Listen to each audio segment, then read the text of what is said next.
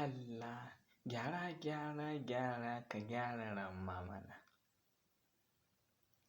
Ya Allah wanke ka wanke ramma mana. Allah kawo na je na ba mama na.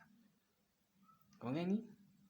Waƙar Hamisu Breaker kenan mai taken mama na, wanda a cikin waƙar yake nuna irin yadda mahaifiyarsa take ɗora shi abubuwa da kuma shawarwari da dama, wanda kuma hakan ya sanya cewa ake ganin shi ya samu ɗaukaka, ya samu cigaba a fannin waƙa. To kamar yadda kuka sani mawaƙi Hamisu Breaker shine mawaƙin wanda ya mamu waƙar Jaruma ko? Kun gane ta?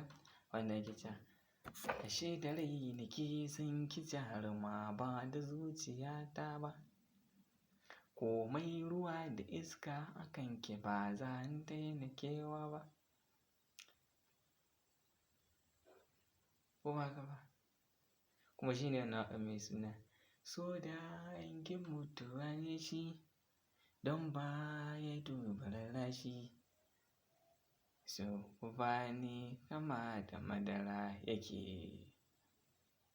So ɗan bado a kan gulbi, kowa bai gani shi da aibi, miƙa masa hannu ba duk muke.